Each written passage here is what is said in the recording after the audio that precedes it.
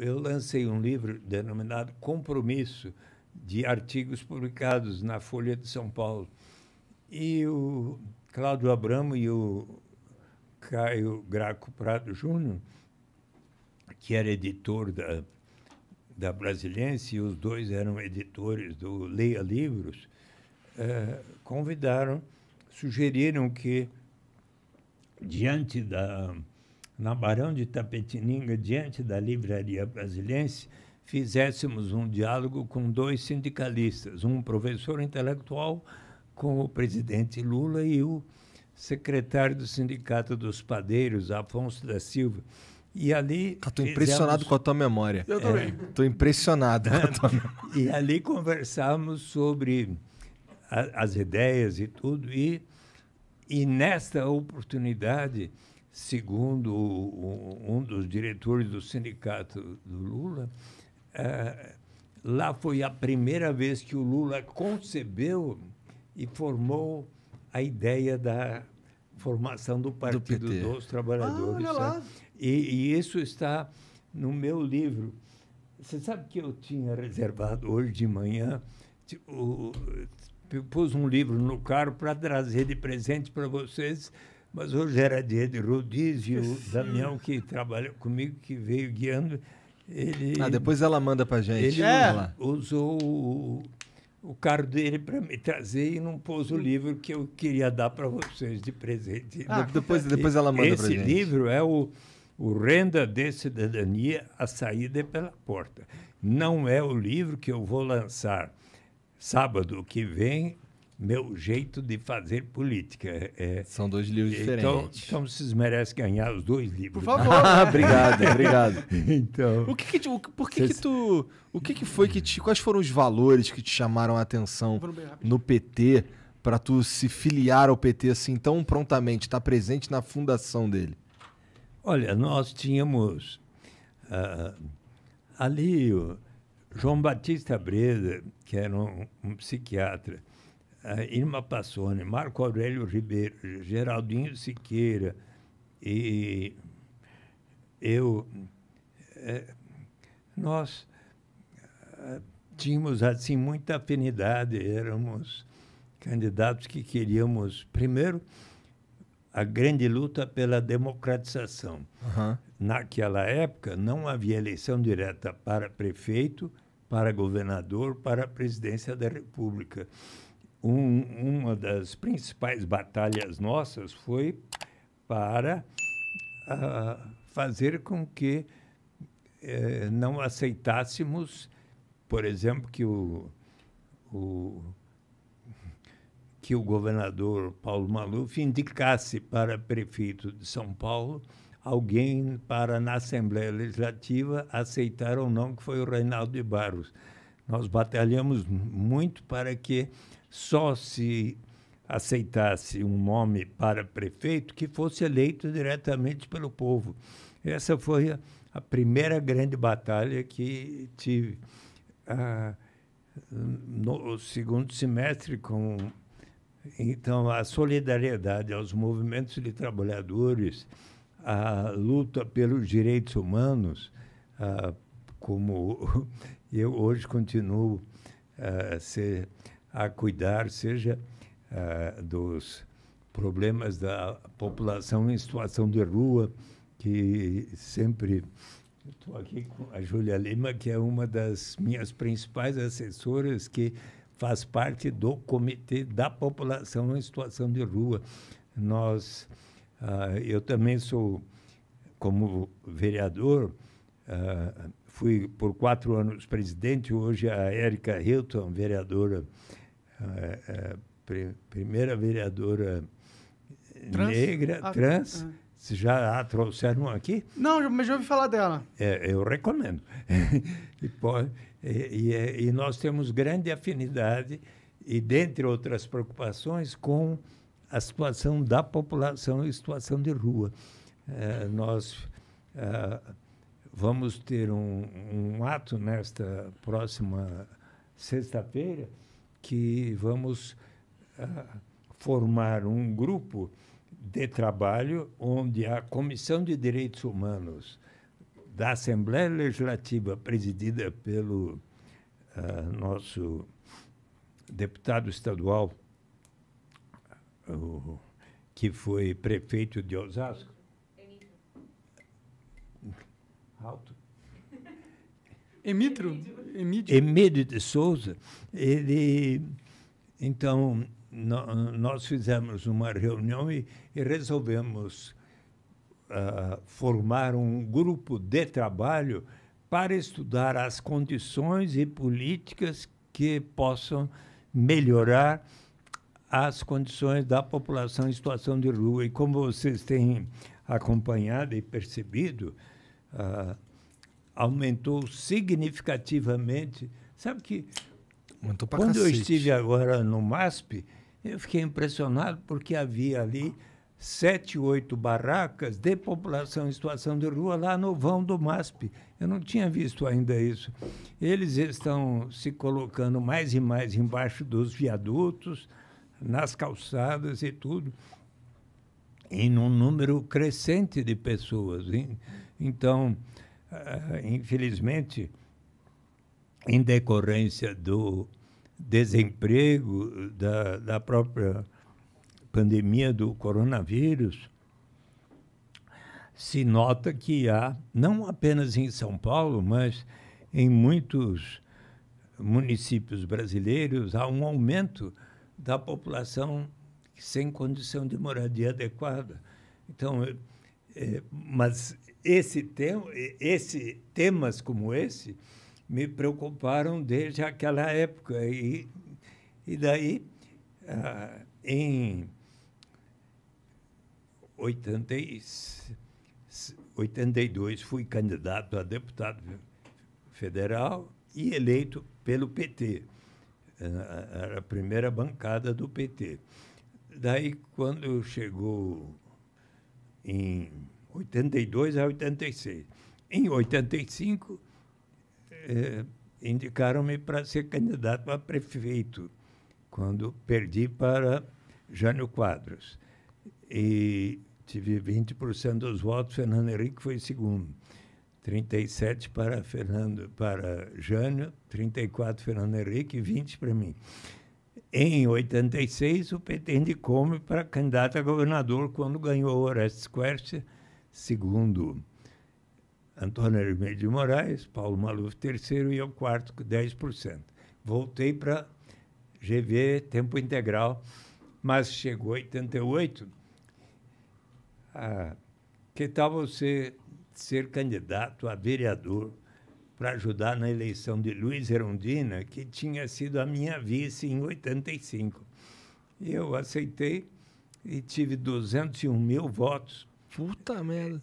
5 vezes mais que o segundo colocado. Caralho. E graças a isso, e como o PT tinha eleito 15 vereadores, mais 3 do PCdoB, do PCB, e mais um pouco, eram 53 os vereadores, conseguimos a maioria, e então elegeram-me presidente da Câmara Municipal. E lá eu coloquei em prática a diretriz: a transparência em tempo real é a melhor maneira de prevenir irregularidades. E comecei a tomar inúmeras medidas, como, por exemplo, divulgar a remuneração de todos os vereadores e o lugar onde trabalhava e de todos os funcionários da Câmara Municipal. Tive lá reunião, alguns mais antigos. Mas, presidente, só quer divulgar. Tem pessoas aqui que, imagine, se separaram, a esposa dele vai saber. Eu falei, mas é direito dela saber. E daí eu pedi a José Afonso da Silva e o outro grande jurista brasileiro, João Goffredo da Silva Teles, pareceres, e eles disseram, como trabalham para uma instituição pública, é direito do povo saber o quanto cada um ganha. E aí aconteceu... Cara, isso começou contigo, um tempão atrás, que legal. E aí uma série de problemas aconteceram certo dia. Pegou fogo lá no... o concerto do heliponto da Câmara Municipal foi pago 2 vezes. Então, abriu uma CPI lá. Porque estava na transparência, eles perceberam que tinha sido pago 2 vezes. E aí, quando chegou 1990, o próprio Lula, o PT, me disse: Eduardo, você está muito bem na opinião pública, seja nosso candidato ao Senado. E então eu fui candidato a senador e o primeiro senador do PT na história do partido. E eis que, então, levando em conta o que eu havia aprendido na minha formação de economista, em abril de 91, eu apresentei um primeiro projeto de garantia de renda mínima através de um imposto de renda negativo. Toda pessoa que não recebesse pelo menos 45 mil cruzeiros à época, equivalentes a $150, equivalentes a cerca de 2 salários mínimos, passaria a ter o direito de receber 50% da diferença entre aquele patamar e o nível de renda da pessoa. Ninguém adulto receberia menos que 22 mil e poucos cruzeiros por mês. O projeto recebeu o parecer entusiasta favorável do então líder do PDT, Maurício Correia, e foi aprovado praticamente por consenso de todo o Senado após 4 horas e meia de debate em 16 de dezembro de 91. Aconteceu e foi para a Câmara dos Deputados, recebeu o parecer favorável do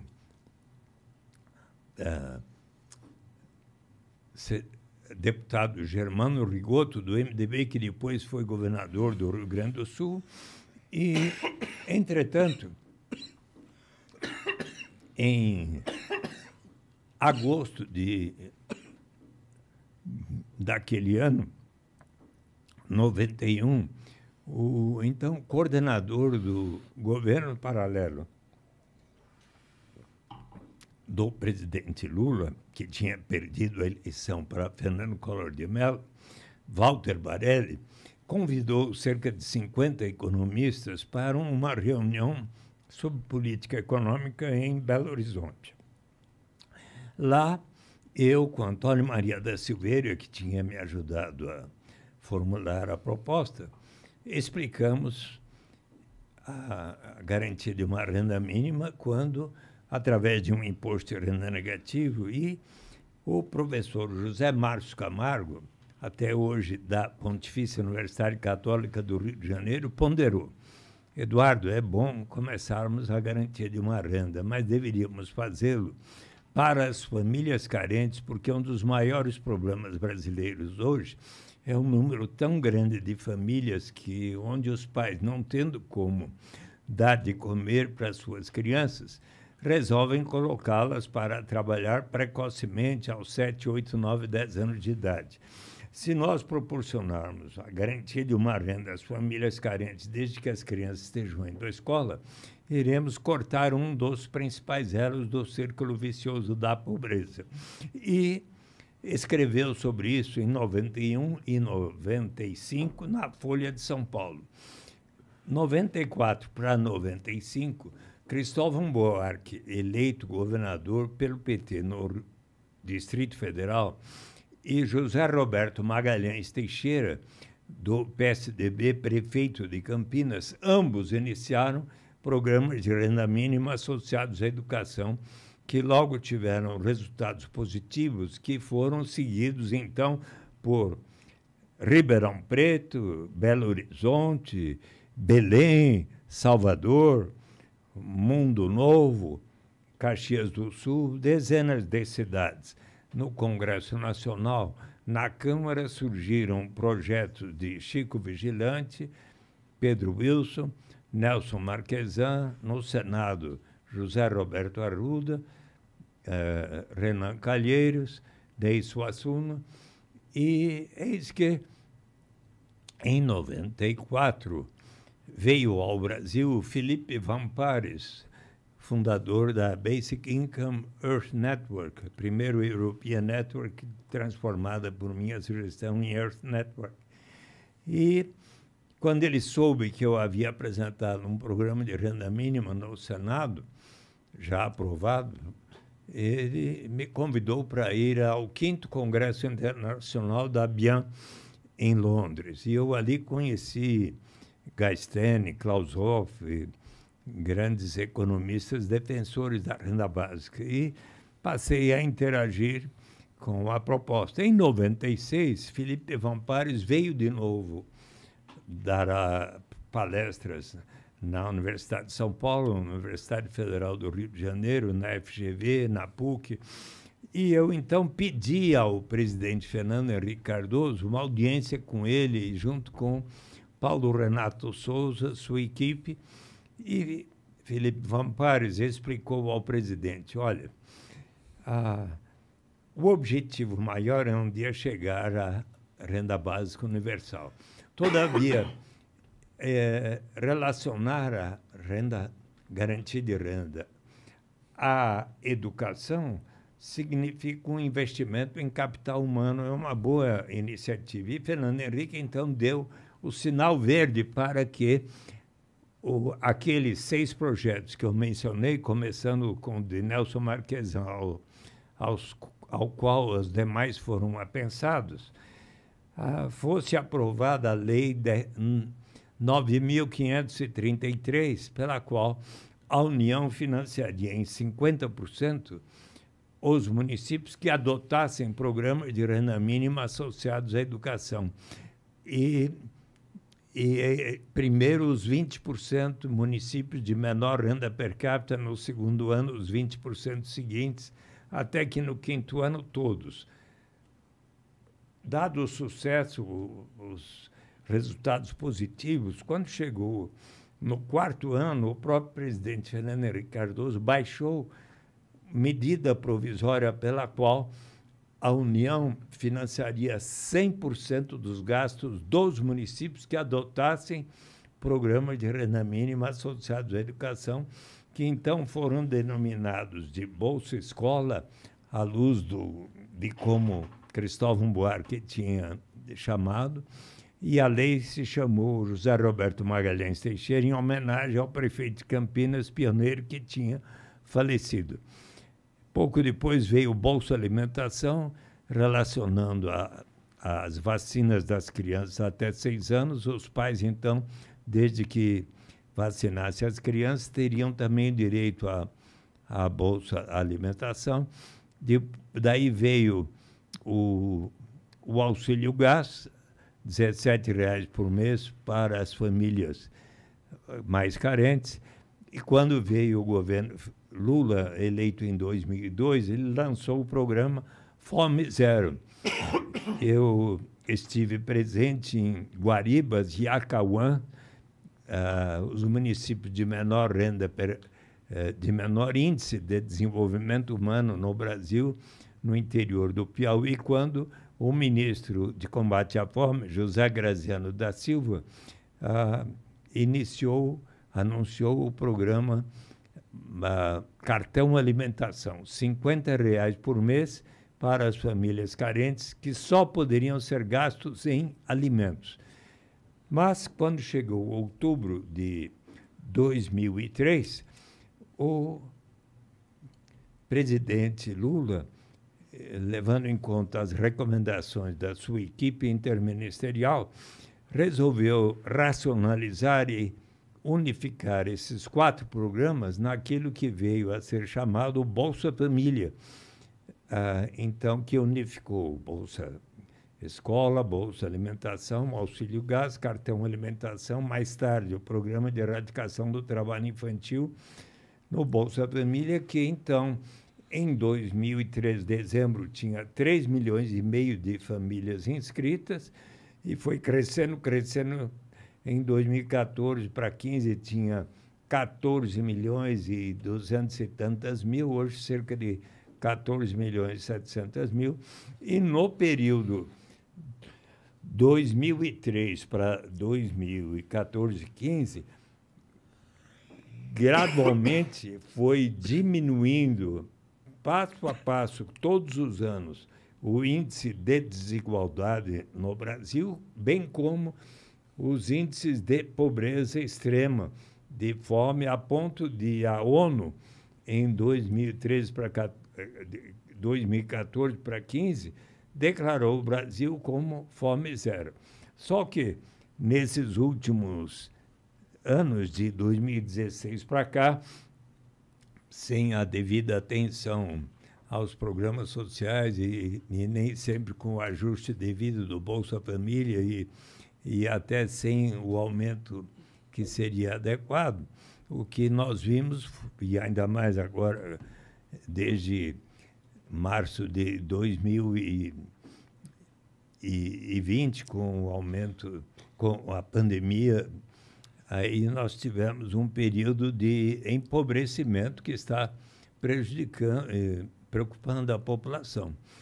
E, agora, mais e mais, interagindo com os economistas, filósofos da BIAM, deixa eu fazer uma interrupção aqui, porque a minha equipe está tomando conta de mim, disseram que eu não poderia falar muito tempo sem que vocês fizessem perguntas. Cara, fica à vontade, pode ir falando aí. Quando a gente quiser fazer uma pergunta, a gente te interrompe. E elas devem estar ouvindo, falando, mas Eduardo, nós dissemos para você não falar tanto sobre a história da renda básica, mas o que eu... É que para você é importante, né? É importante, sim. Por que